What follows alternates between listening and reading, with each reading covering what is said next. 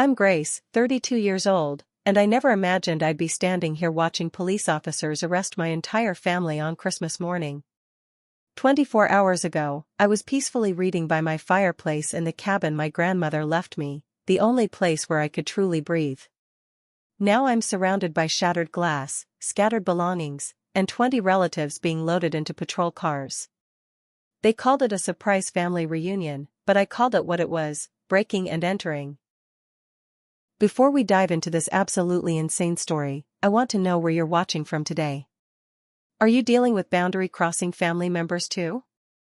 Hit that like button if you believe people should respect private property, even if they're family. And please subscribe because this story is going to show you exactly why setting boundaries isn't just important, it's essential for survival. Trust me, what happened next will make you rethink every family gathering you've ever attended. Let me paint you the full picture of how we got here, because this disaster didn't happen overnight. 3 years ago, my grandmother Dorothy passed away at 92, and in her will, she left me her lakeside cabin. Just me. Not my parents Frank and Carol, not my sister Ashley, not my brother Ryan. Only me. And there was a good reason for that. During the last 5 years of Grandma Dorothy's life, I was the only one who visited her regularly. Every single weekend, I'd make that 2-hour drive to spend time with her. We'd sit on the porch, share stories, and watch the sunset over the lake. My parents? They were too busy with their social clubs and wine tastings. Ashley was always traveling for her lifestyle blogging career, and Ryan was perpetually working on his next big real estate deal. They'd show up for major holidays, take their obligatory photos for social media, and disappear until the next year. When the will was read, you should have seen their faces. The cabin was worth at least $400,000, sitting on 5 acres of pristine lakefront property. My mother's tears weren't from grief, they were from rage. My father actually stood up and accused me of manipulating a sick old woman. Ashley screamed that I was a gold digger, which was rich coming from someone who hadn't visited Grandma once in her final year. Ryan immediately started talking about contesting the will, claiming undue influence. The lawyer shut them all down. Grandma had been of sound mind, had recorded a video explaining her decision, and had explicitly stated that the cabin should go to the one person who showed her love through actions, not just words. That was me. She even mentioned each family member by name in the video, listing the exact number of times they'd visited in 5 years. My parents, 7 times. Ashley, 4 times. Ryan, 3 times. Me, over 200 visits. The cabin became my sanctuary. After long weeks of dealing with corporate law cases, mergers, and hostile takeovers, I'd escaped to this peaceful place. 3 bedrooms, 2 bathrooms, a massive stone fireplace, and a wraparound porch with the most stunning lake views. I'd renovated it carefully, preserving everything Grandma loved while updating what needed fixing. Her reading nook remained untouched, still smelling faintly of her lavender perfume. But my family couldn't let it go. The bitterness festered like an untreated wound. They'd make snide comments at every family gathering about my selfishness, how I was hoarding family property. My mother would dramatically sigh whenever anyone mentioned vacations, lamenting how she had nowhere to go for a retreat. Never mind that they owned a 5-bedroom house and had enough money for any vacation they wanted. The boundary violation started small but escalated quickly. First, they'd show up at my city apartment unannounced, claiming they were just in the neighborhood. Then they started using the emergency key I'd foolishly given them for actual emergencies. I'd come home from work to find them rearranging my furniture because my mother thought my layout lacked flow. Once, I found my father going through my mail, and when I confronted him, he said family shouldn't have secrets. The worst incident happened 6 months ago. I was away for a business conference, and when I returned, I found my apartment full of strangers. My parents had brought my cousins from out of state to stay in my place without asking. They'd eaten my food, used my bed, and somehow managed to break my coffee maker. When I exploded, my mother just said family helps family and I was being dramatic. That was my breaking point. I changed all my locks, installed a security system, and went low contact. I stopped attending family dinners, ignored most calls, and only responded to actual emergencies. My parents retaliated by launching a smear campaign. They told everyone I'd abandoned the family, that success had gone to my head, that I thought I was too good for them now. They conveniently left out all their violations of my privacy and property. Ashley jumped on the bandwagon, posting passive-aggressive memes about family values on Facebook, always tagging me. Ryan would send me listings for tiny studio apartments, suggesting I downsize since I clearly didn't believe in sharing. The extended family picked sides, most believing my parents' version of events because they told it first and told it loudly. But I held firm. I'd learned from Grandma Dorothy that you can love people from a distance, that blood doesn't give anyone the right to trample your boundaries.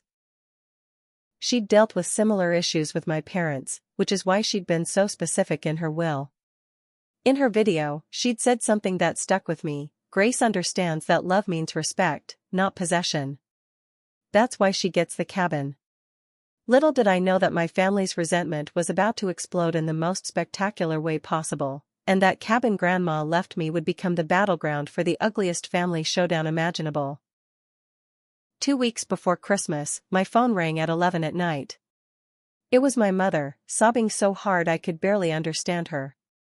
Through the theatrical tears, she managed to communicate that my father was having health issues. His heart, she claimed, and the doctors were concerned. This might be his last Christmas, she wailed, and all he wanted was to have his family together one more time. Now, I'd fallen for this manipulation before. 3 years ago, he had urgent back surgery that turned out to be a routine chiropractor appointment. 2 years ago, he was dying from pneumonia that was actually a mild cold. But something in my mother's voice seemed different this time, more desperate. Against my better judgment, I asked what they wanted. Just one family Christmas, Grace. That's all we're asking. We know you have the cabin, and we're not asking to stay there. We just want to see you.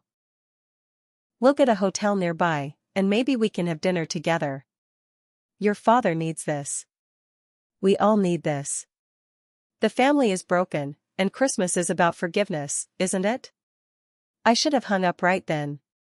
Instead, I made my position crystal clear.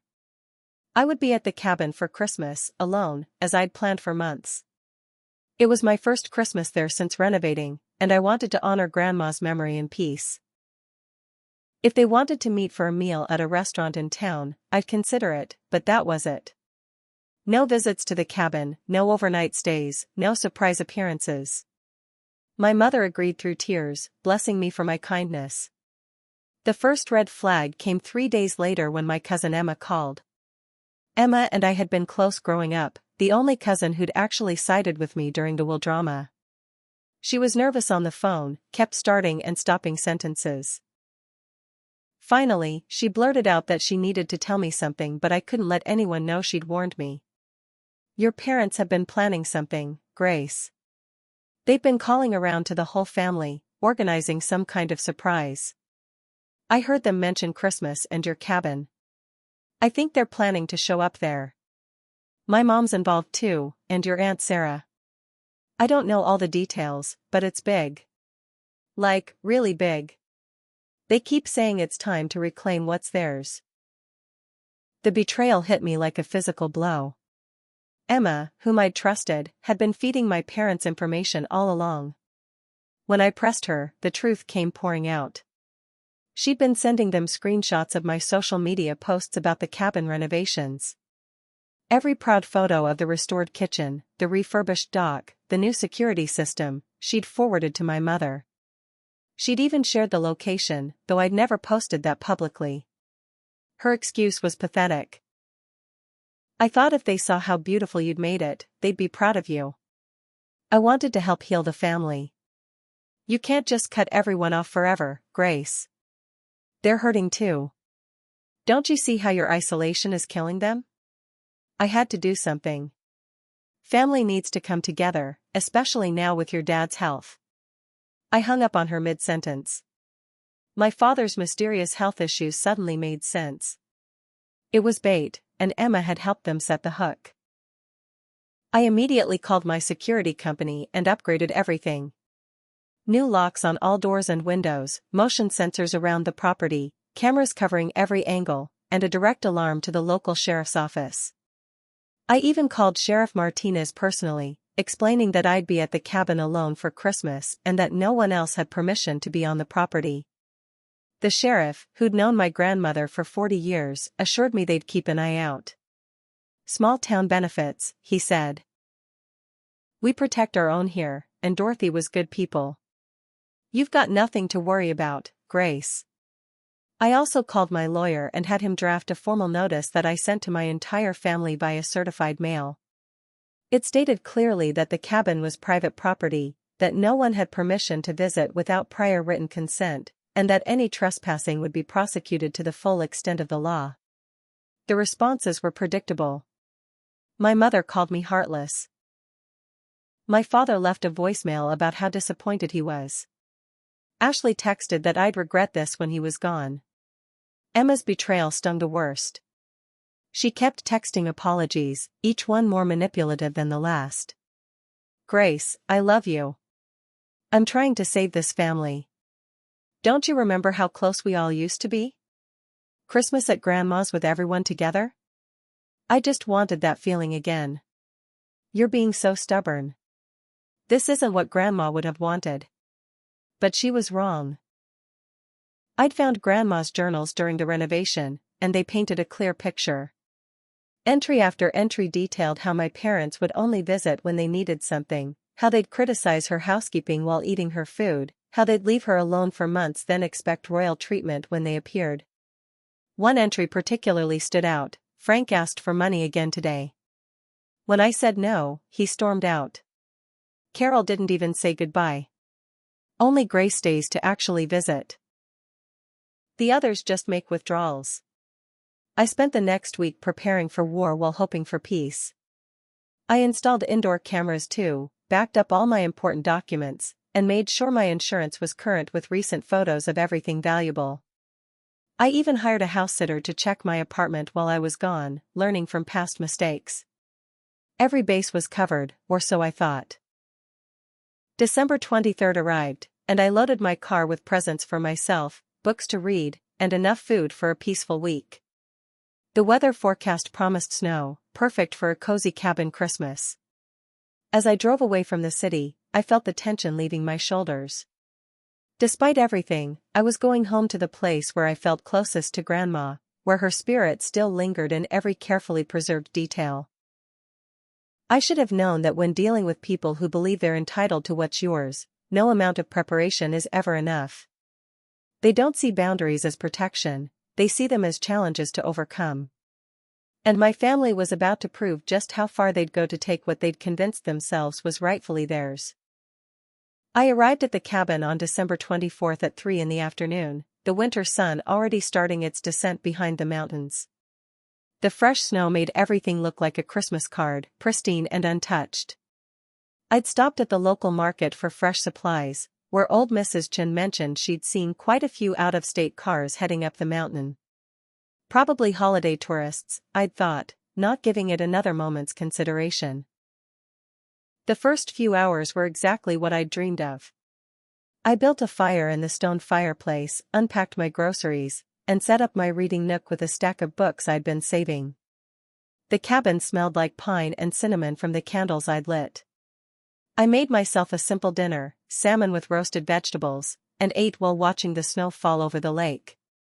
This was peace. This was what Grandma had wanted for me.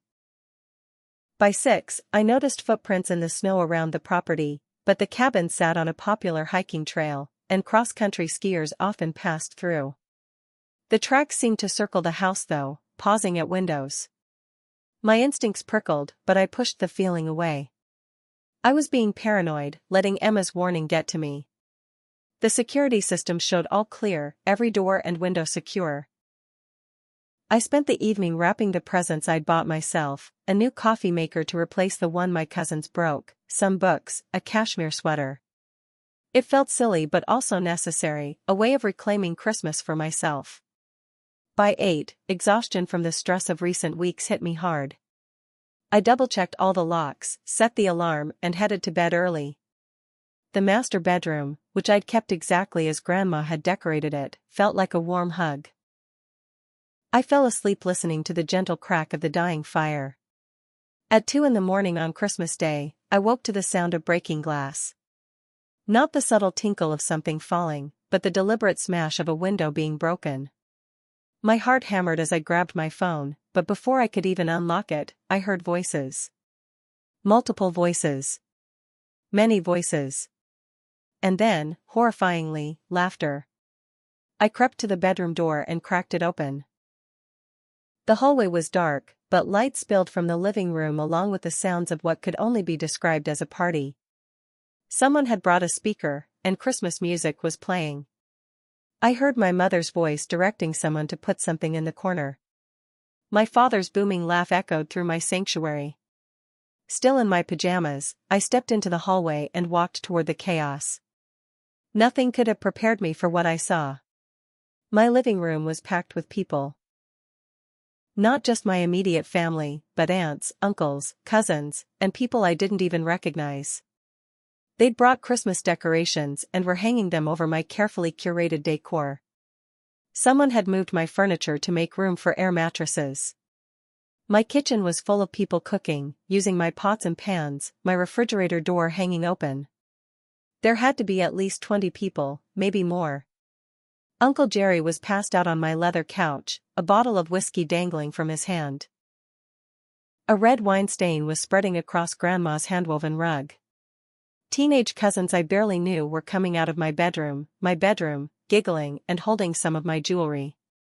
Ashley was in my closet, actually holding up my clothes to see if they'd fit her. The rage that built in my chest was volcanic. But before I could explode, I noticed something that turned my anger into ice-cold fury. They were in Grandma's room. The one room I'd kept as a shrine to her memory, touched by no one but me. Through the open door, I could see them pawing through her things. Photo albums were scattered on the floor. Someone was trying on her reading glasses. Her jewelry box, the one she'd specifically left to me, was open and empty on the dresser. My mother spotted me first. Her face lit up with what she probably thought was joy but looked more like victory. "Surprise, sweetheart. Merry Christmas. We decided the family needed to be together, so we brought Christmas to you. Isn't it wonderful? Everyone's here." I stood frozen, trying to process the violation. My father appeared beside her, and his words made everything clear.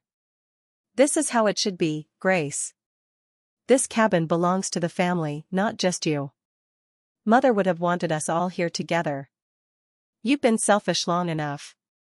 It's time to share." Finding my voice, I demanded to know how they'd gotten in. My mother actually looked proud as she explained. "Oh, we had to break the back window. You made it so difficult with all those locks. But family finds a way. Ryan figured out how to disconnect that silly alarm system. He's so clever with electronics. We've been planning this for weeks." Everyone pitched in. Even people you haven't seen in years wanted to be part of our family healing. I looked around at the destruction. Someone had spilled something on my hardwood floors. Muddy boot prints were everywhere. My kitchen was a disaster zone with every surface covered in food, drinks, and disposable plates. They'd brought coolers, sleeping bags, and enough supplies for a week. This wasn't a surprise visit. This was an occupation. "Get out," I said, my voice deadly calm. "Everyone needs to leave immediately. You're trespassing. You've broken into my home. This is criminal. Get out now." The laughter that erupted made me see red. Ashley stepped out of my bedroom wearing my new cashmere sweater, the tag still on it. "Oh please, Grace. Stop being so dramatic. It's Christmas. Where's your spirit? Besides, we're family. Family doesn't trespass. Family shares. Or did you forget what that means?" My Aunt Sarah, my mother's sister who I'd always thought was reasonable, joined the chorus. Grace, dear, you need to let go of this anger. We're here with love. Your parents are getting older. Your father's health. You should be grateful we still want to include you after how you've treated everyone. That's when I noticed they'd done more than just break in for a party. They'd set up a command center in my office. Laptops were open on my desk. Someone had clearly been going through my files, my personal documents scattered across the surface. They were settling in for the long haul, not just Christmas dinner. This was a full-scale invasion with intent to stay. Uncle Dennis, a lawyer who'd been disbarred twice but still liked to threaten legal action, wandered over with a smirk. You know, Grace, there are laws about family property. Your grandmother wasn't in her right mind those last few years. We've all been talking, and we think it's time to revisit that will. But if you're reasonable, if you share like families should, maybe we don't need to get lawyers involved. Well, other lawyers. Real ones. My phone was in my hand before I even realized it. As I dialed 911, my mother tried to grab it from me. What are you doing? You can't call the police on your own family. Grace, stop this right now. This is between us. But I was done. Done with the manipulation, the guilt trips, the complete disrespect for my boundaries and my property. As I spoke to the dispatcher, clearly stating that multiple people had broken into my home and were refusing to leave, the party atmosphere shifted. Reality was beginning to dawn on some of them. A few cousins started edging toward the door. Others doubled down, getting louder and more aggressive. My father stepped toward me, his face red with rage. You're really going to do this? Call the cops on your own parents? On Christmas? What kind of daughter are you? We made you. This is our family's cabin. You're nothing but a selfish, ungrateful brat. But I was already walking away, heading back to my bedroom to get dressed and wait for the police. Behind me, I could hear the panic setting in. Some were trying to clean up evidence of the break-in. Others were rehearsing their stories. My mother was already crying, practicing her victim routine. But I didn't care anymore. They'd crossed the final line, and now they were going to face the consequences. As I pulled on jeans and a sweater, I could hear sirens in the distance, growing closer. Through my bedroom window, I saw some relatives running to their cars, trying to flee before law enforcement arrived. Others stood their ground, convinced that family connections would protect them from any real consequences. They were about to learn exactly how wrong they were. While waiting for the police to navigate the snowy mountain roads, I locked myself in my bathroom and started documenting everything with my phone. The broken window, the damaged property, the unauthorized entries into private spaces.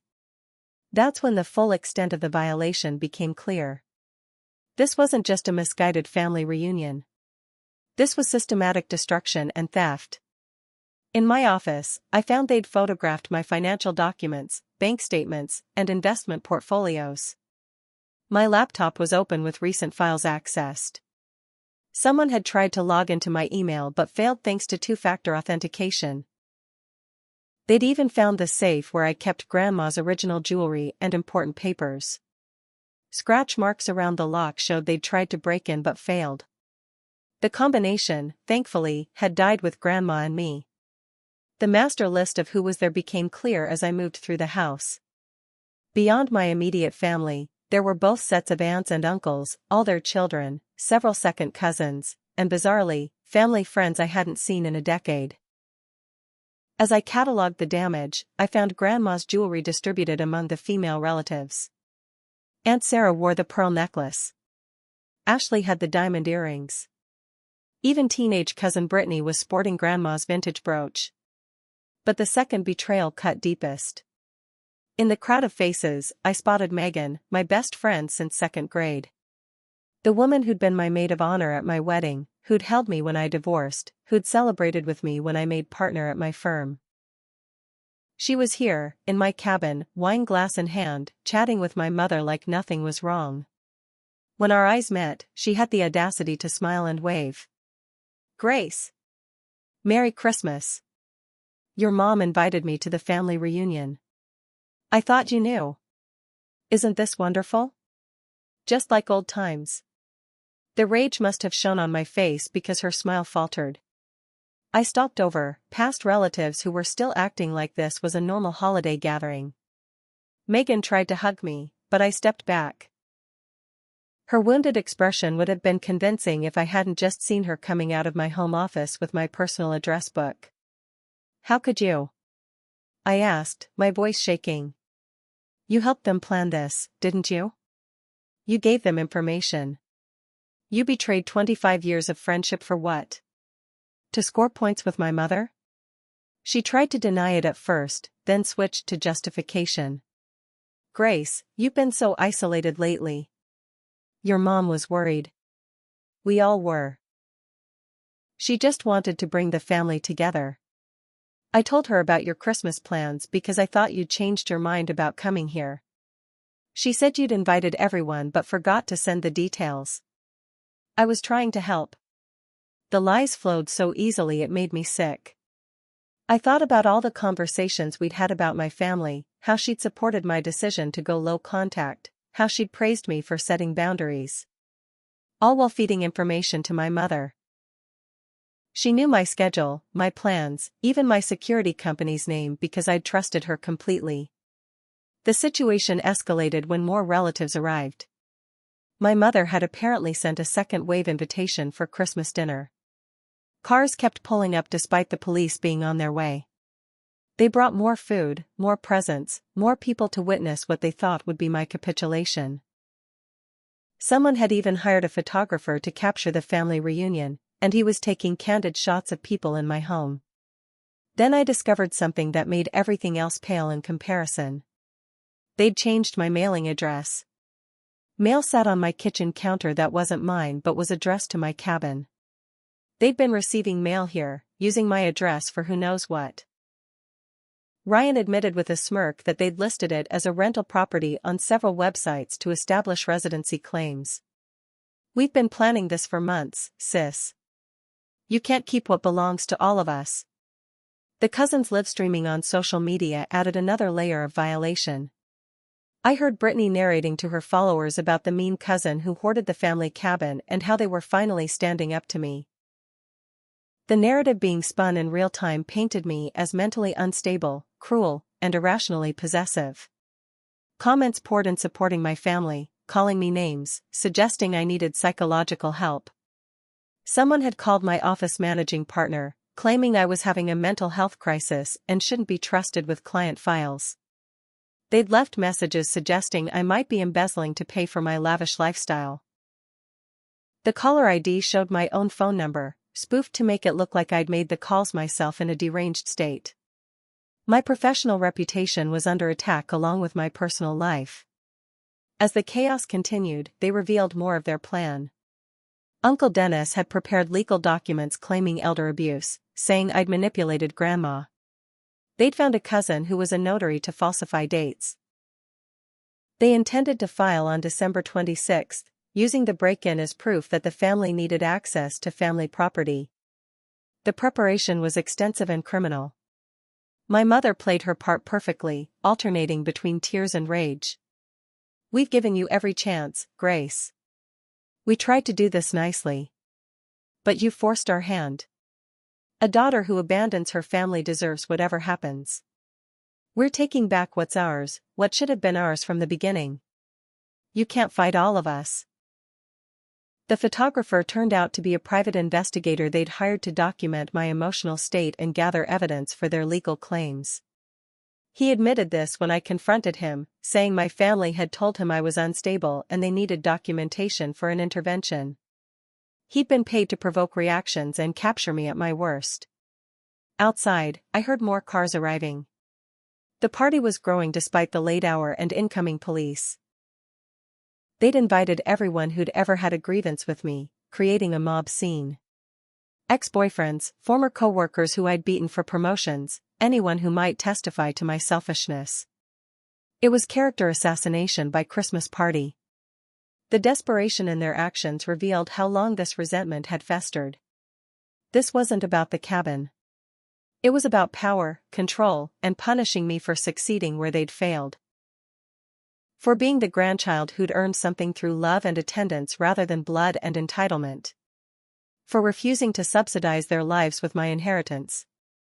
When I found them trying to access Grandma's hidden safe in the basement, something I'd discovered during renovations that even my parents didn't know about, I realized they'd been through every inch of the property. They'd found her private letters, the ones where she'd expressed her disappointment in her children and her pride in me. They'd torn some up, leaving pieces scattered like confetti. Ashley was wearing my wedding dress. The one I'd preserved after my divorce as a reminder of my ability to survive and start over. She was taking selfies in it, laughing about how it fit her better. The symbolism wasn't lost on me.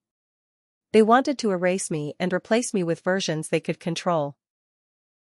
But the sirens were getting louder, and their time was running out. Sheriff Martinez's voice on my phone was a lifeline. "We're 2 minutes out with multiple units. Whatever you do, don't engage. We can see the live streams. We know what's happening. Just stay safe. We've got this." As the reality of approaching consequences hit, the family dynamics shifted into overdrive. Blame flew like shrapnel. "It was Mom's idea." "No, Dennis said it would work." "Ryan forged the documents." "Emma started it all." The unity they'd presented crumbled instantly when self-preservation kicked in. But my mother stood firm, still convinced she could talk her way out of anything. She always had before. The sight of multiple sheriff's vehicles pulling up my driveway with lights flashing caused instant pandemonium. Half the relatives tried to flee through the back door, forgetting about the fresh snow that would preserve their footprints perfectly. Others frantically attempted to hide evidence of the break-in, as if the gaping hole where my window used to be could somehow be explained away. Sheriff Martinez entered with 4 deputies, and his expression when he surveyed the scene was one I'll never forget. A mixture of disbelief and disgust crossed his weathered face. In 30 years of law enforcement, he'd later tell me, he'd never seen such an organized violation of property by so-called family. My mother immediately launched into performance mode. "Officer, thank God you're here. Our daughter is having some kind of breakdown. We're just here for Christmas, and she's making these wild accusations. We're so worried about her mental state. She's been isolated for months, and we think she might be a danger to herself." The sheriff, who'd dealt with my mother's dramatics before when she'd tried to claim the cabin immediately after Grandma's death, wasn't buying it. "Ma'am, we have a report of breaking and entering. I can see the broken window from here.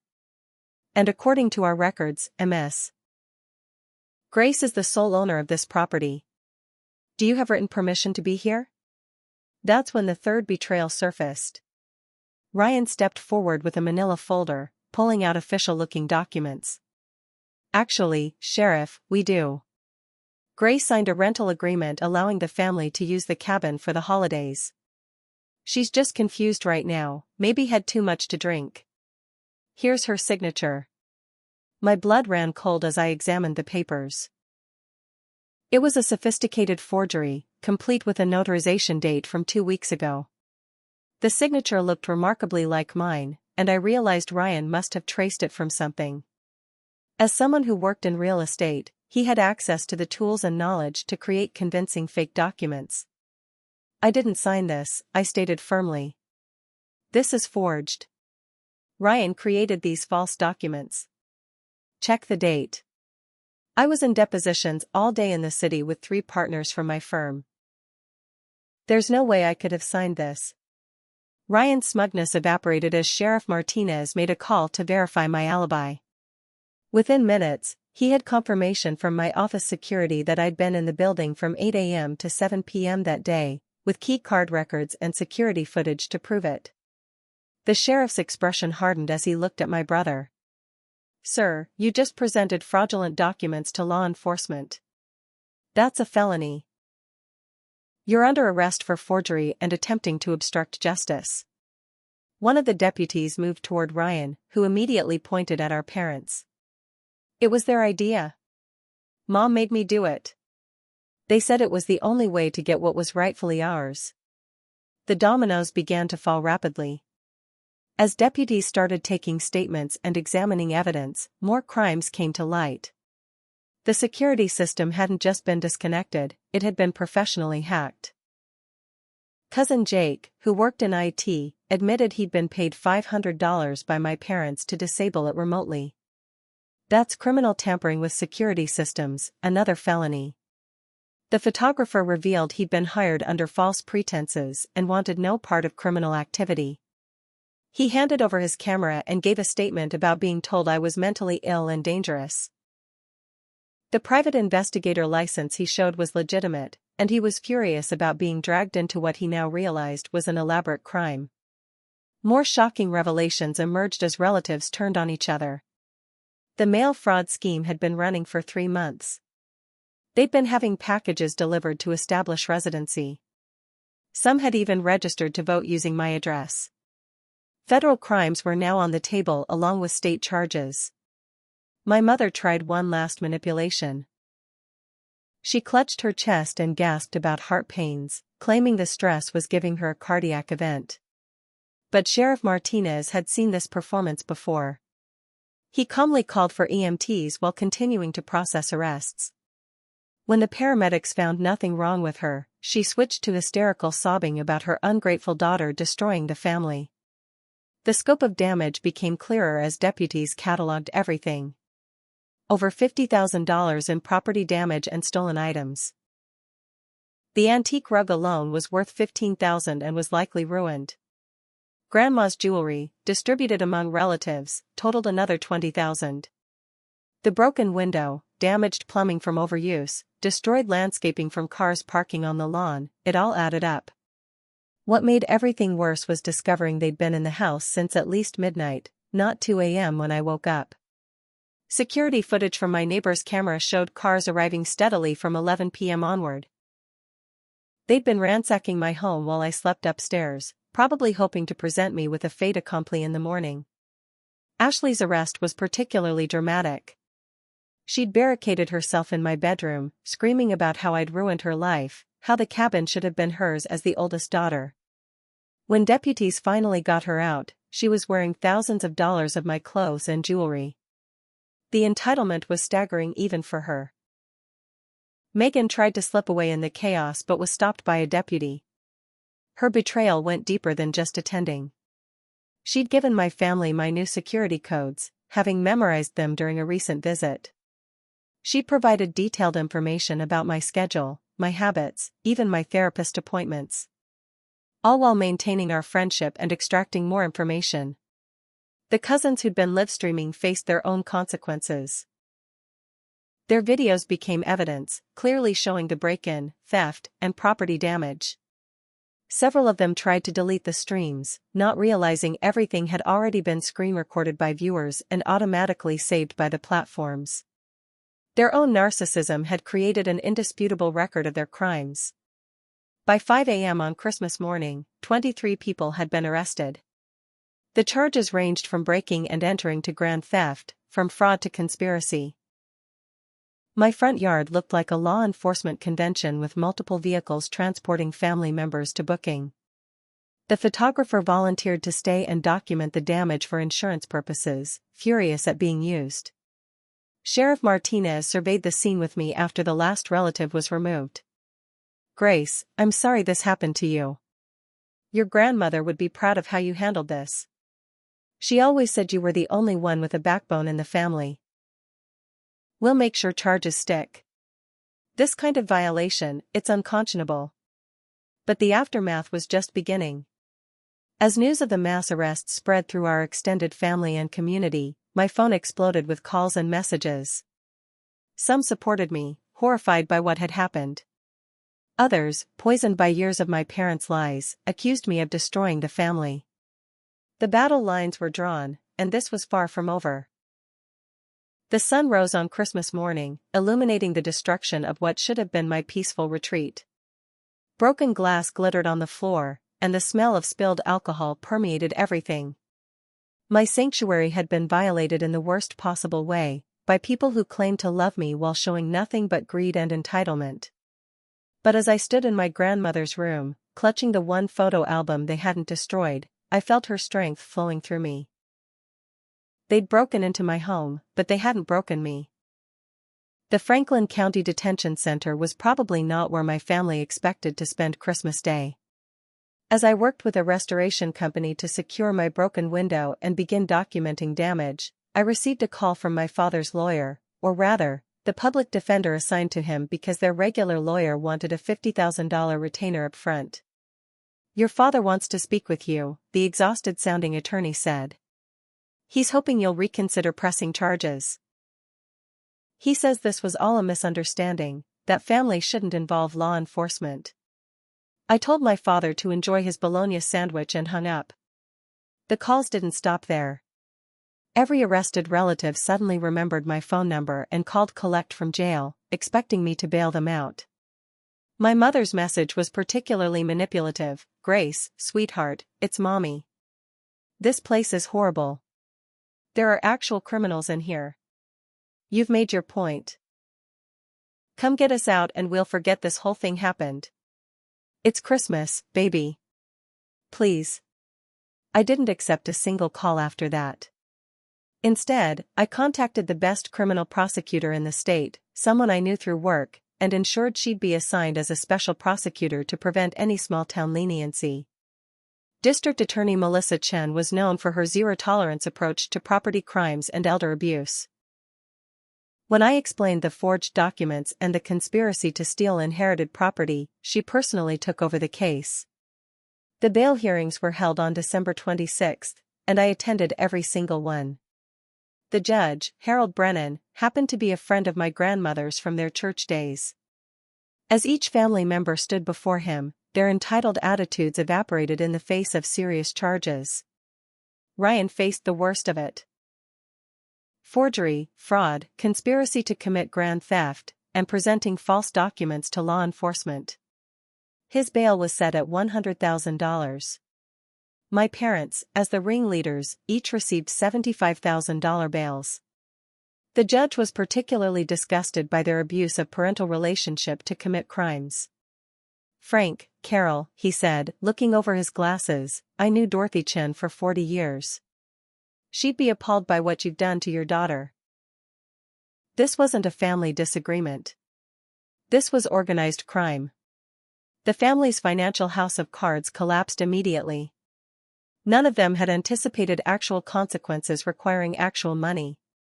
They'd lived beyond their means for years, assuming eventual access to the cabin would solve their problems. Mortgages were taken out to pay bail. Retirement funds were liquidated. Uncle Dennis, who'd boasted about his legal expertise, couldn't even afford his own bail and remained in custody. As news spread through their social circles, the humiliation factor destroyed their carefully maintained facades. My mother was removed from 3 charity boards. My father's golf club revoked his membership. Ashley lost her influencer partnerships when brands discovered she was facing felony theft charges. Ryan's real estate license was immediately suspended pending investigation, and his brokerage fired him to avoid association with fraud. The domino effect continued as employers discovered their employees' criminal activities. Cousin Jake lost his IT job immediately, as his company couldn't risk having someone who'd admitted to hacking security systems. Aunt Sarah, who taught elementary school, was placed on administrative leave. The family members who'd registered to vote using my address faced federal mail fraud charges. My phone became a battlefield of flying monkeys, relatives who hadn't been arrested but supported my family's actions. They left voicemails calling me heartless, selfish, and family destroyer. Someone created a Facebook page called Justice for the Chen family, painting them as victims of a greedy daughter. They posted heavily edited versions of events, claiming I'd invited them, then called police out of spite. But the evidence was overwhelming. The livestream videos became viral sensations, showing clearly how they'd broken in, stolen property, and destroyed my home. The photographer's images, which he released to authorities, documented the theft in progress. Security footage from neighbors captured cars arriving throughout the night. Their own social media posts in the weeks prior showed them planning the family takeover. I hired a civil attorney alongside the criminal proceedings and filed lawsuits for damages. The property damage assessment came to $78,000. The stolen items, including grandma's irreplaceable jewelry, added another $40,000. Emotional distress, loss of use of property, and punitive damages brought the total to over $300,000 per principal defendant. The restraining order hearings were granted immediately. Each arrested family member was prohibited from coming within 500 feet of me or the cabin. Electronic communication was forbidden. The judge extended this to include harassment by proxy, meaning they couldn't send other relatives to contact me either. Violation would mean immediate jail time. Some family members began to crack under pressure. Emma was the first to flip, providing prosecutors with text messages and emails showing months of planning. She revealed that my parents had been meeting weekly to strategize, that they'd researched squatters' rights and adverse possession laws, and that they genuinely believed if enough family members occupied the cabin, I'd be forced to share ownership. The investigation uncovered more crimes. My parents had taken out insurance policies on the cabin without my knowledge, planning to file claims for damages they'd cause. They'd been telling relatives I'd agreed to sell but was backing out, justifying the break-in as forcing my hand. Some relatives had been promised specific items from the house in exchange for participation. By February, plea deals started rolling in. Lesser relatives pled guilty to misdemeanor trespassing in exchange for testimony. Megan, facing serious charges for providing security information, agreed to 2 years probation and restitution. She sent a letter of apology that reeked of self-pity, blaming my mother's manipulation while taking no real responsibility. The trials for my immediate family began in April. Ryan was first, and the evidence was damning. His own computer contained the forgery software, practice signatures, and emails discussing the plan. His real estate knowledge made it impossible to claim ignorance about property laws. The jury deliberated for less than 2 hours before convicting him on all counts. He received 3 years in prison, 2 years probation, and was permanently barred from real estate licensing. My parents' joint trial was a media circus. They'd hired a defense attorney who tried to paint me as a elder-abusing gold digger who'd stolen family property. But Grandma's video was played in court, clearly stating her wishes and her reasons. Her journals were entered into evidence, showing years of neglect from my parents contrasted with my consistent care. Character witnesses, including Grandma's doctor and minister, testified about who'd truly been there for her. The jury found them guilty on all counts. The judge, citing the premeditation and the violation of parental trust, sentenced them each to 2 years in prison, 3 years probation, and restitution of all damages. The courtroom erupted when the sentence was read. My mother fainted dramatically. My father cursed me as a daughter from hell. But justice had been served. Ashley's trial ended with 18 months incarceration for grand theft and conspiracy. The photos of her wearing my stolen clothes and jewelry, posted proudly on Instagram, sealed her fate. Uncle Dennis, who'd threatened me with legal action, received 2 years for his role in planning the conspiracy and attempting to intimidate a witness. The civil lawsuits were settled out of court as family members desperately tried to avoid complete financial ruin. Homes were sold, retirements liquidated, and inheritances from other relatives redirected to pay restitution. The cabin repairs were completed by March, restoring my sanctuary to its former peace. I added even more security and hired a property management company to check on it when I wasn't there. The family schism was complete but not universal. Some relatives who'd initially condemned me reached out with apologies after learning the full truth during trials. Great-Aunt Helen, the family matriarch at 91, publicly disowned my parents and praised my courage in standing up to them. She'd apparently experienced similar treatment from them over the years but had been too intimidated to act. A few cousins who'd been manipulated into participating sent genuine apologies and restitution without being ordered by courts. They'd been told lies about my hoarding family property and felt deep shame about their participation. I didn't forgive, but I acknowledged their efforts to make amends. Some bridges could be rebuilt eventually, but most were ashes. By the one-year anniversary of the break-in, my parents were serving their sentences in minimum security facilities. Ryan was in state prison learning that his smart-mouth attitude didn't serve him well among actual criminals. Ashley worked in the prison laundry, her influencer dreams as dead as her relationship with me. The relatives who'd escaped prosecution still faced social consequences, their reputations permanently stained by association. But the most satisfying justice came from living well. The cabin stood stronger than ever, a testament to boundaries held firm and inheritance rightfully protected. Every peaceful morning by the lake, every quiet evening by the fireplace, was a victory. They'd tried to steal not just property but my peace of mind, my sanctuary, my connection to Grandma. They'd failed spectacularly, and their failure was now public record. The trauma of that Christmas morning didn't end with the arrests or even the convictions.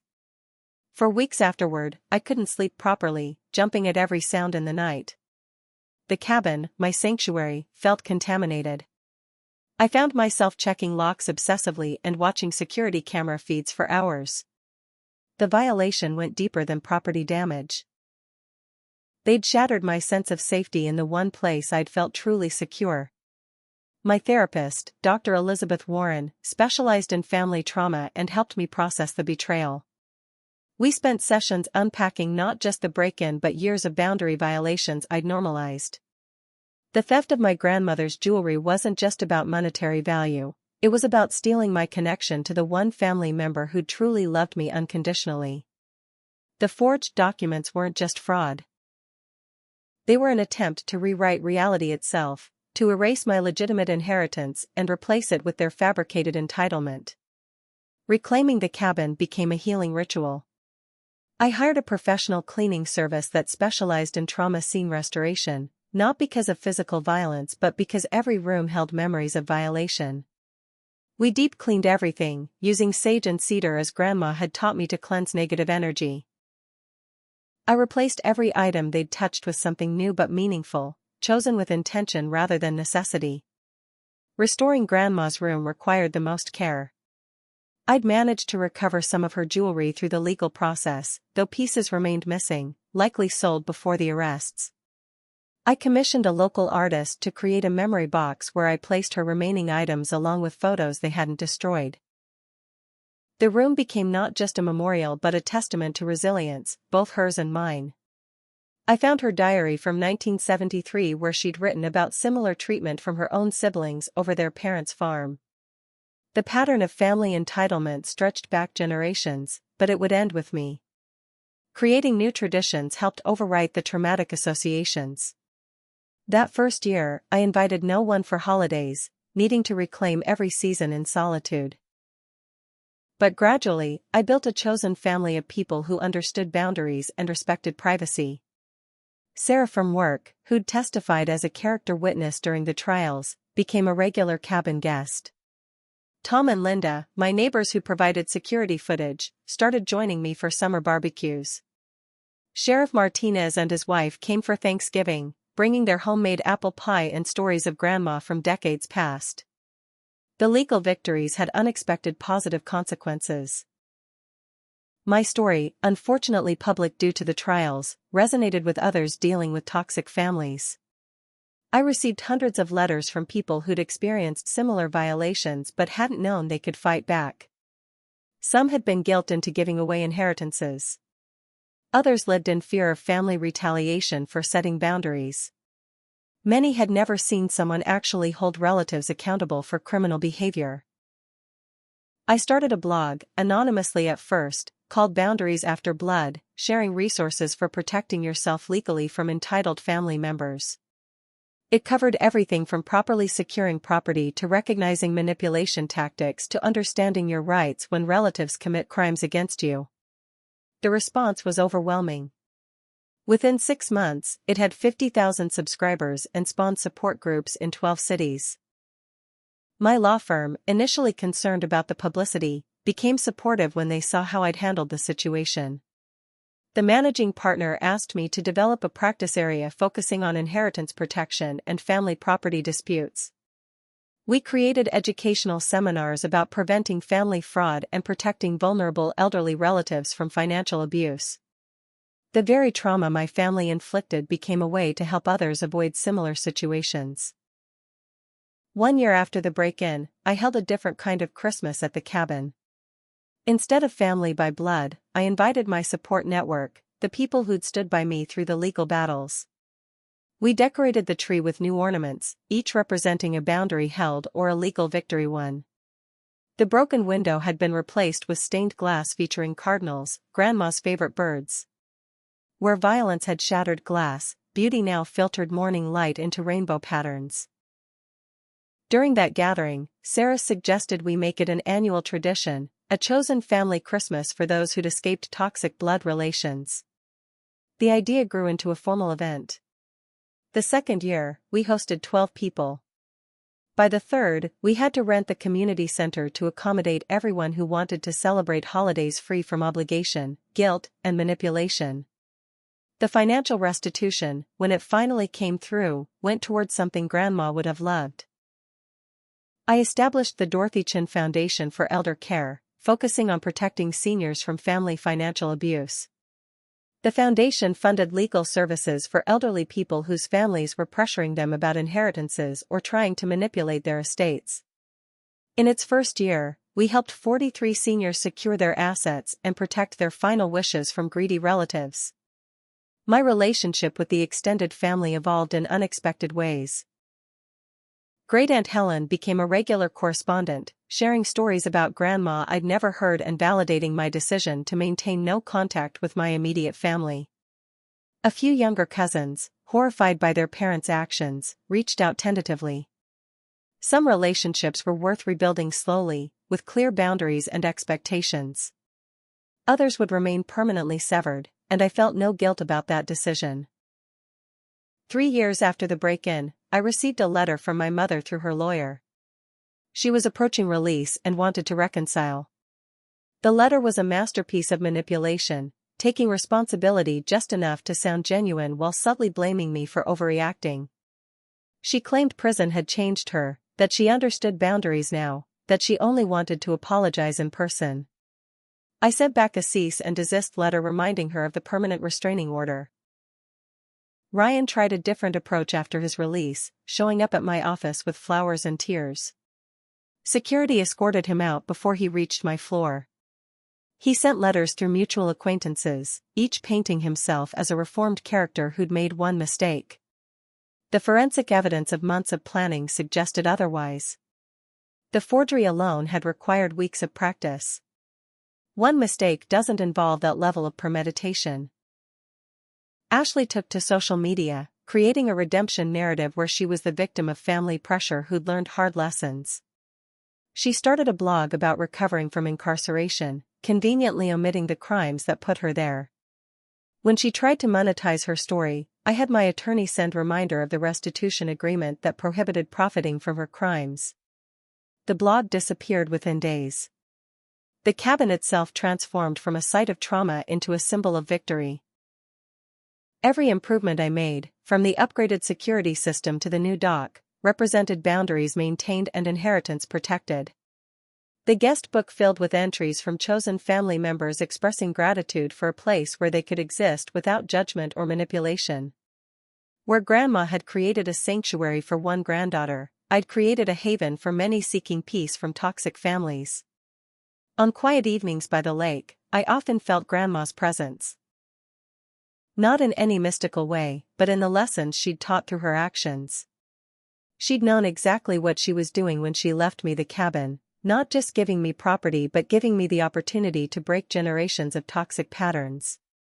Her final gift wasn't just real estate, it was the chance to choose differently, to show that family isn't about blood but about respect, genuine care, and healthy boundaries. The fourth Christmas after the break-in, I stood where I'd once watched my family being arrested and felt only peace. The trauma had transformed into purpose. The violation had become validation of every boundary I'd set. Where 20 relatives had broken in to take what wasn't theirs, dozens of chosen family members now entered with invitation and gratitude. The cabin that had been my grandmother's refuge had become a lighthouse for others navigating the storms of family dysfunction. My story ends not with reconciliation or forgiveness but with something better: freedom. Freedom from guilt about protecting what's mine. Freedom from manipulation disguised as love. Freedom from the exhausting cycle of boundary violations and forced forgiveness. Freedom to define family on my terms and to honor my grandmother's legacy by living the truth she'd recognized, that real love respects rather than takes, protects rather than violates, and honors the word no as sacred. The system I'd let deal with my family had worked exactly as intended. Justice had been served, consequences had been enforced, and boundaries had been legally reinforced with the power of the state. But the greatest victory was internal. I'd chosen my peace over their approval, my safety over their demands, my truth over their narrative. And in that choice, I'd found not just justice but genuine joy. The cabin stands strong, filled with laughter from people who understand that family is a privilege to be earned, not a right to be demanded. And somewhere, I know Grandma Dorothy is smiling. Thank you all so much for listening to this incredibly personal story. I know many of you have faced similar situations with family members who believe that blood relation gives them the right to violate your boundaries, steal your property, or destroy your peace. If this story resonated with you, please share your own experiences in the comments below. Have you ever had to involve law enforcement with family? How did you handle the aftermath? Your stories help others realize they're not alone in these struggles. If this video helped you feel validated in your own boundary-setting journey, please hit that like button. It really helps other people find this content who might need to hear that it's okay to protect yourself from toxic family members. And if you want to hear more stories about surviving family dysfunction and building a life of peace and authenticity, please subscribe and ring that notification bell. I share new content every week about creating boundaries, chosen family, and healing from generational trauma. Share this video with anyone you know who's struggling with entitled family members or questioning whether they have the right to protect their inheritance, their property, or their peace of mind. Sometimes we all need reminder that DNA doesn't give anyone the right to commit crimes against you. Until next time, remember, your peace is worth more than their approval, your boundaries are worth more than their comfort, and your inheritance, whether it's property, money, or simply your grandmother's love, belongs to you and you alone. Thank you for being part of this journey with me. Stay strong, and keep choosing your peace.